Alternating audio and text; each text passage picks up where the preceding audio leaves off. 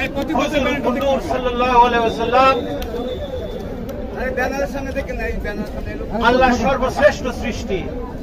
তিনি মানব রূপে এই দুনিয়াতে আগমন করেছেন সমগ্র সৃষ্টির হিদায়াতের জন্য। মনে রাখতে হবে তিনি আল্লাহর সমগ্র সৃষ্টির নবী, খালি তিনি মুসলমানদের নবী। এইটা আমাদের জন্য সর্বশ্রেষ্ঠ দিন, সবচেয়ে বেশি আনন্দের দিন। এবং কুরআন সুন্নায় অসংখ্য জায়গায় আল্লাহ নবীর মৌলিদ, মিলাদ, ওনার আগমনকে পালন করা হয়েছে। আল্লাহ নবীর আগমনের পূর্বে অন্যান্য নবী পাক সাল্লাল্লাহু আলাইহি ওয়াসাল্লাম যারা এসেছিলেন ওনারাও এই মৌলিদের ঘোষণা দিয়ে গেছে বিভিন্ন জায়গায় কোরআন শরীফ।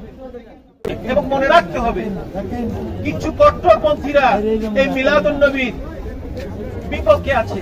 আমরা তাদেরকে আহ্বান জানাবো, আপনারা সঠিকভাবে কোরআন পড়ুন, আপনারা সঠিকভাবে সুন্নাহ পড়ুন, আপনারা সঠিকভাবে আমল করুন।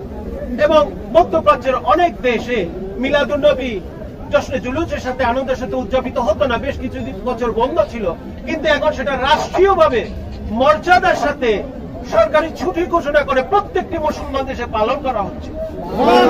তাই যারা ঈদে মিলাদুন নবীর বিপক্ষে, তারা আল্লাহর বিপক্ষে, তারা রসুলের বিপক্ষে, তারা কোরআনের বিপক্ষে, তারা সুন্নাহর বিপক্ষে, তারা সমগ্র মুসলিম উম্মাহর বিপক্ষে এবং সৃষ্টির বিপক্ষে। কারণ সমগ্র সৃষ্টির নবী হলো রহমতুল্লিল আলামিন, আল্লাহর রহমত যাকে ছাড়া পাওয়া যাবে না, যেজন্য আল্লাহ তাআলা রহমতুল্লিল আলামিন হিসেবে তাকে আখ্যায়িত করেছে। তাই আমরা এই দিনে আনন্দ করব, সালাত আদায় করব, তাসবিহ তাহলিল করব, কোরআন তিলাওয়াত করব, গরীব দুঃখীদের সাহায্য করব, সমগ্র পৃথিবীর আল্লাহর সৃষ্টিকে নিয়ে কোরআন সুন্নাহর আলোকে তাদের ইসলামের দাওয়াত দিব।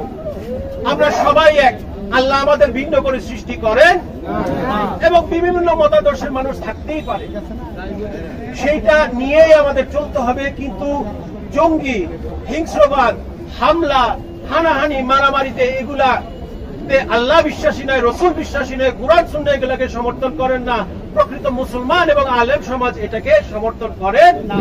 এই যে ইসলামের নাম দিয়েছে, আপনারা ধ্বংসযজ্ঞ চালাচ্ছে কিছু লোক, আপনারা দেশের দুর্নাম কামাচ্ছেন, ইসলামের জন্য দুর্নাম কামাচ্ছেন এবং দেশকে বিভক্ত করতেছেন। আপনারা মাননীয় প্রধান উপদেষ্টা এবং বাকি যে উপদেষ্টা আছে তাদের প্রতি আপনারা অনাস্থা প্রকাশ করতেছেন। কারণ আপনারা বলতেছেন বিচারের প্রতি, সরকারের প্রতি আপনাদের কোনো আস্থা নেই। আপনারা নিজেদের বিচার হাত তুলে নিচ্ছেন, নিজেরা হাইকোর্ট মার্শাল করতেছেন। আপনারা হলেন সরকার বিরোধী, আপনারা হলেন দেশ বিরোধী, আপনারা হলেন শান্তি বিরোধী। সমর্থন করতেছেন, নিজের হাতে আইন কানুন তুলে ধ্বংসযজ্ঞ চালাচ্ছেন, লুটপাট করতেছেন, মানুষের মনে আঘাত করতেছেন আপনারা। এবং যদি এতই সত্য দলিল হয়ে থাকে, একটা জাতীয় ডিবেট আপনারা দেন না কেন টেলিভিশনে? আমার মনে হয় যে যদি সুন্দরভাবে আলোচনা হয়, ডিবেট হয়, এটাকে বাংলাদেশ সরকার এবং সমগ্র মিডিয়া সমর্থন করবে। মাজারের বিরুদ্ধে লোকও কথা বলবে, মাজারের পক্ষের লোকও কথা বলবে। সকল মতাদর্শের, ইসলামের এবং অন্যান্য ধর্মের লোকজনেরও টাকা হোক না কেন, এটা শান্তিপূর্ণভাবে উন্নয়নশীল দেশগুলোতে শান্তিপূর্ণভাবে কোর্টের মাধ্যমে, পার্লামেন্টের মাধ্যমে, আলোচনার মাধ্যমে এই জিনিসগুলোর সমাধান আসে। ভাঙচুর করে নয়, লুটপাট করে নয়, মানুষের সম্পত্তি, মানুষের প্রাণ নিয়ে নয়, জান নিয়ে নয়। এগুলাকে কোন ধরনের, শুধু মুসলমান না কেন, কোন মানুষই পৃথিবীর এগুলাকে সমর্থন করতে পারে না। আমরা বলতে চাই আমাদের সরকারের প্রতি আস্থা আছে, ব্যবস্থার প্রতি আস্থা আছে, প্রশাসনের প্রতি আস্থা আছে, পুলিশ, আর্মি, মিডিয়া সবার প্রতি আস্থা আছে। তাই আমরা আইনগতভাবে এই জিনিসগুলাকে মোকাবেলা করতে চাচ্ছি। কিন্তু আপনারা কোটি কোটি ধর্মপ্রাণ মুসলমানদের এবং বাংলাদেশিদের মনে আঘাত করছেন এবং তাদের পিঠ দেয়ালে ঠেকে যাচ্ছে। এগুলো হলো কি, একটা অনাস্থা সৃষ্টি করে, সন্ত্রাস সৃষ্টি করে বাংলাদেশকে আরো খারাপ দিকে ঠেলে দেওয়ার জন্য। দেখেন, বাংলাদেশ একটি স্বাধীন দেশ এবং আমরা স্বাধীনভাবে ইসলাম পালন করব, স্বাধীনভাবে আমাদের জীবনযাপন করব। সব মতাদর্শের লোক শান্তিপূর্ণভাবে তাদের মত তারা পোষণ করবে, যে যার ভাবে শান্তিতে থাকবে। আজকাল আমাদের মা বোনেরা রাস্তায় বেরোতে পারে না ভয়ে, তাদেরকে লাঞ্ছিত করে ভিডিও ছাড়া হচ্ছে ভিডিও শেয়ারের জন্য। এগুলা তো কোন সভ্য দেশ বা মুসলমানের সন্তানরা করতে পারে না। তাই এরা ইসলাম বিরোধী, এরা রাষ্ট্র বিরোধী, এরা সরকার বিরোধী। এদের মধ্যে একটা জঙ্গিপন্থী জন্ম নিয়েছে যে তারা তাদের সাথে যারা অমত পোষণ করবে তাদেরকে তারা ধ্বংস করে দিবে, খুন করে দিবে।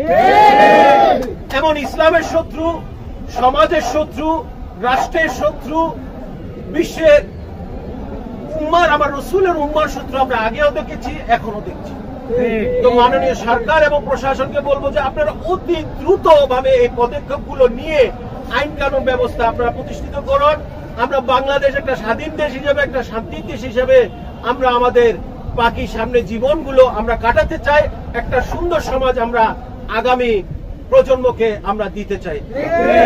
এই কথা বলেই সারা বাংলাদেশের মুসলমান এবং অমুসলিম ভাই ও বোনদের এবং সারা পৃথিবীর আমার রসুলের উম্মতদেরকে আমি সালাম জানিয়ে, বিনম্র শ্রদ্ধা জানিয়ে আজকে আমার কথা আমি এখানে শেষ করছি।